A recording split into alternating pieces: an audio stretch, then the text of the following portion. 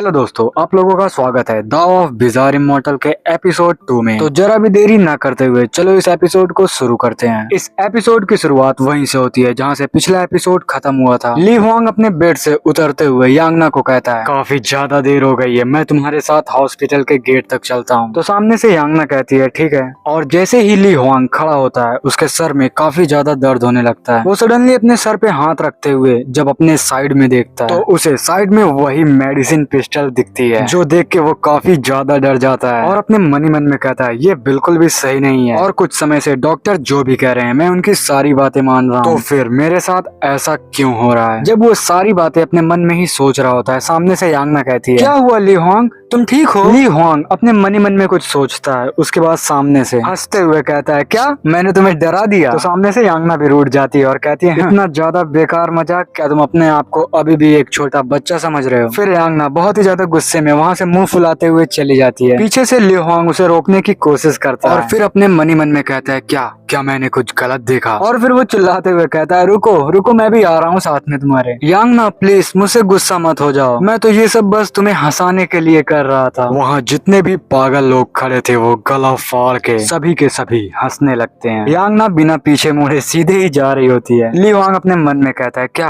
क्या ये सच में मुझे इग्नोर कर रही है। और सडनली यांगना पीछे मुड़ती है और उसके होंठों पे अपनी फिंगर रख देती है और कहती है, नेक्स्ट वीक मैं पक्का तुम्हें देखने आऊंगी, तो अपना ख्याल रखना और अच्छे से जो डॉक्टर्स कहें उनकी बातें मानना।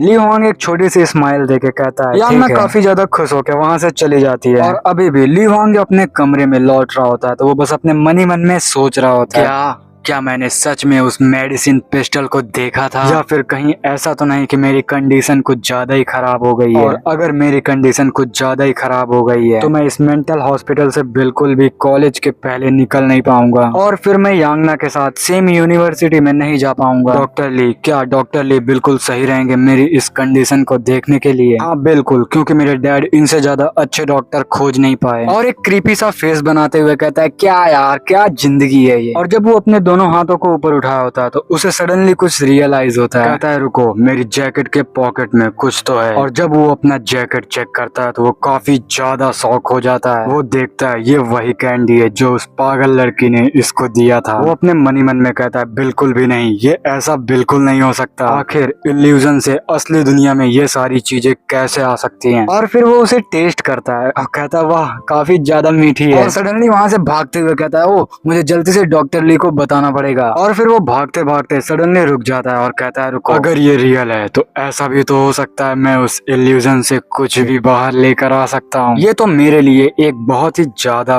बड़ा अपॉर्चुनिटी है। सडनली हमारा सीन शिफ्ट होता है और ली हुआंग सो जाता है और जब वो जागता है तो वो फिर से उसी दुनिया में वापस आ जाता है। और फिर ली हुआंग चिल्लाकर कहता है, तुम सब कमीनों, क्या तुम लोगों के पास कोई पैसे हैं क्या तुम लोग नहीं जानते पैसे आखिर क्या होते हैं। सोना चांदी जेड या ऑर्नामेंट्स जो भी हो, ऐसे भी तुम लोग वो सारी चीजें यहाँ यूज नहीं करते। तो क्या तुम लोग मुझे वो उधार देने के लिए तैयार हो। ये बातें सुन के वहाँ सभी लोग काफी ज्यादा हैरान हो जाते हैं और टकटकी लगा के उसी को देखते रहते हैं और कहते हैं, क्या बात कर रहा है ये पागल लड़का। ली हुआंग एक बड़ी सी सांस भरता है और अपने मन ही मन में कहता है, क्या इन गधे के बच्चों को इतना भी नहीं पता। ओह छोड़ो, इन लोगों को कैसे पता होगा, ये लोग तो बस एक मेडिसिन गाइड हैं। इन लोगों को आखिर पैसे की क्या ही जरूरत पड़ेगी। वो बुढ़ा जब चाहे इन लोगों को एक मेडिसिन पिल में बदल सकता है। तभी उसे एक बड़ी ही प्यारी लड़की की पीछे से आवाज आती है, सीनियर ब्रदर क्या आप मेरे पास थोड़ी देर के लिए आ सकते हैं। वो लड़की काफी ज्यादा प्यार से उसके बाहों को पकड़ के उसको अपनी तरफ खींचते हुए कहती है। ली हुआंग उससे दूर होते हुए कहता है, ओहो हो ठीक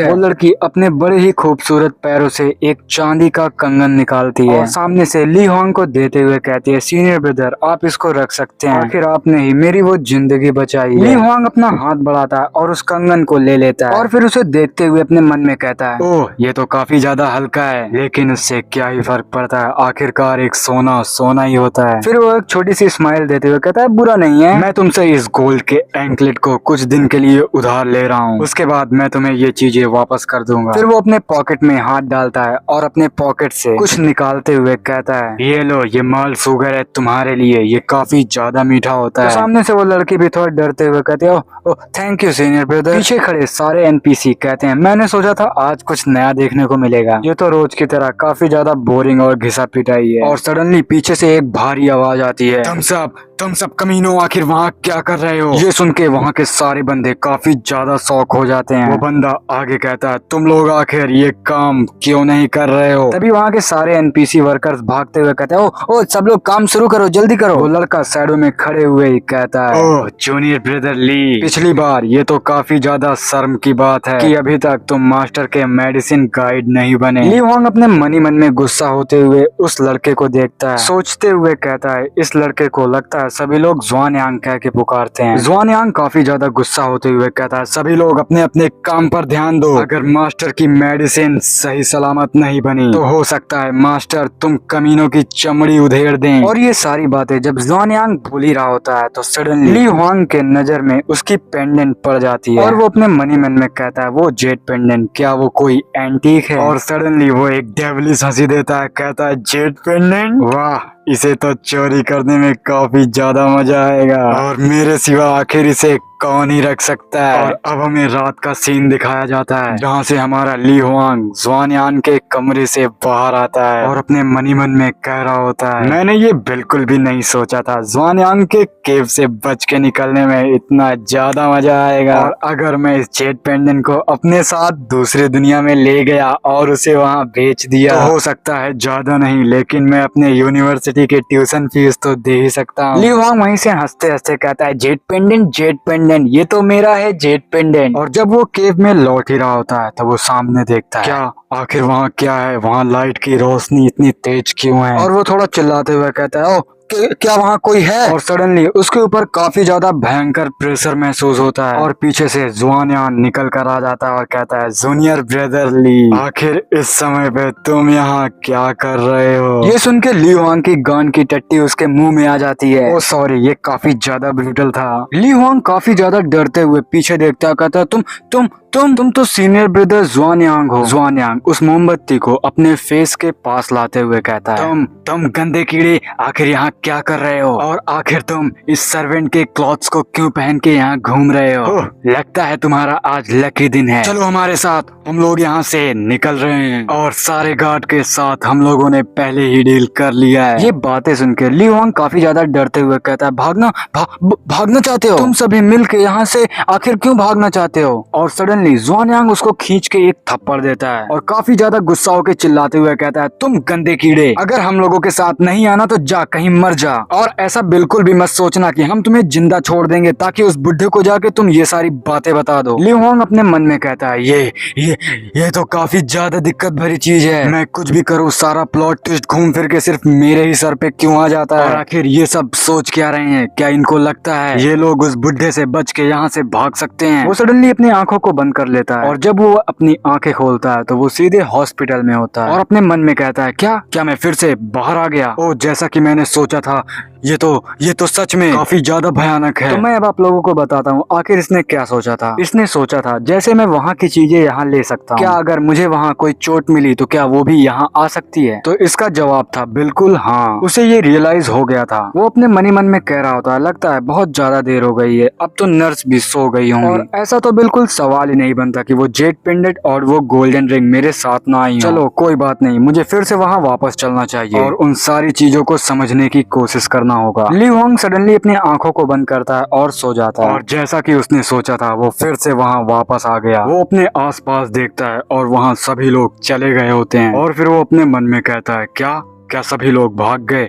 या ये तो बिल्कुल नहीं हो सकता। वो खोसट बुड्ढा यहाँ से किसी को भी भागने बिल्कुल नहीं देगा। ये बेवकूफ एनपीसीज आखिर क्या सोच रहे हैं? और फिर वो एक डेविलिश सी मुस्कान देता है और कहता है, ऐसा तो बिल्कुल नहीं हो सकता कि वो मेरे हेलुसिनेशन में मुझे चोट पहुंचा पाए। अब मुझे यहाँ 2 पॉइंट लग रहा है, हो सकता है राइटर ने नशे किए हैं या फिर वो पता नहीं क्या सोच रहा है। और अब हमें अगला दिन दिखाया जाता है और अब हमें एक लड़का भागता हुआ दिखाया जाता है और चिल्लाते हुए कहता है, सभी लोग जल्दी उठो, जल्दी चलो, मास्टर ने हम लोगों को ऑर्डर दिया है, सब लोग वहाँ हुयान हॉल में जल्दी से गैदर होने का ऑर्डर है, तो जल्दी से सब लोग तैयार हो जाओ और वहाँ चलने की तैयारी करो। और अब हमें वही भेड़ बकरी वाला सीन दिखाया जाता है जहाँ के सारे डिसाइपल आसपास वाले लोगों से बात कर रहे होते हैं। आखिर क्या हुआ? दूसरा बंदा कहता है अबे चल, नहीं तो मास्टर आ गए तो हम लोगों के लग जाएंगे। लेकिन इन सभी बातों का ली हुआंग के ऊपर कोई भी असर नहीं पड़ रहा था। वो अपने मन ही मन में पता नहीं क्या सोच रहा होता। और अगले ही सीन में हमें किंग फेंग टेम्पल का हुयान हॉल दिखाया जाता है जहाँ पर सारे सर्वेंट्स और डिसाइपल्स गैदर होते हैं। अंदर से बूढ़ा खुसट निकलते हुए आता है और कहता है मेरे प्यारे बच्चों, क्या तुम लोग यहाँ आ गए हो? ऐसा तो नहीं है क्या कोई पीछे छूटा है? ली हुआंग अपने मन ही मन में कह रहा होता है आखिर इस बुढ़े को आज क्या हो गया है और ये सभी लोगों को गैदर करके आखिर क्या करना चाहता है। बुढ़ा चिल्लाते हुए कहता है मेरे प्यारे बच्चों, क्या तुम लोगों को पता है आखिर पिछली रात क्या हुआ था? 3 बजे रात को आखिर कुछ लोग यहाँ से भागने की कोशिश कर रहे थे और उन सभी के बीच मेरे पर्सनल 2 डिसाइपल्स भी थे और इन लोगों ने मुझे काफी ज्यादा दर्द पहुंचाया है, तो इसके लिए इन लोगों को सजा तो मिलनी चाहिए। खुसट बुढ़ा ली हुआंग के बगल से गुजर जाता है और उन सभी को घसीटते हुए आगे ले जाता है और काफी ज्यादा चिल्लाते हुए कहता है रूल्स तो रूल्स होते हैं, जो भी जीसान डोंगवा सेक्ट में अच्छा काम करेगा उसके लिए उसको रिवॉर्ड्स मिलेंगे और जो बुरा काम करेगा और उसके लिए उन लोगों को पनिशमेंट भी मिलेगा। ली हुआंग काफी ज्यादा हैरान होकर अपनी तिरछी नजर करके देखता है और अपने मन ही मन में कहता है क्या इतनी जल्दी पकड़े गए? What a loser. ये लोग आखिर भागने की कोशिश ही क्यों कर रहे थे? मास्टर बहुत ही ज्यादा ब्रूटली उन लोगों को उठा के सामने लाता है और एक स्पेल को इंचैंट करता है ओपन, और सडनली एक बहुत ही बड़ा और विशाल गड्ढा बन जाता है जिसके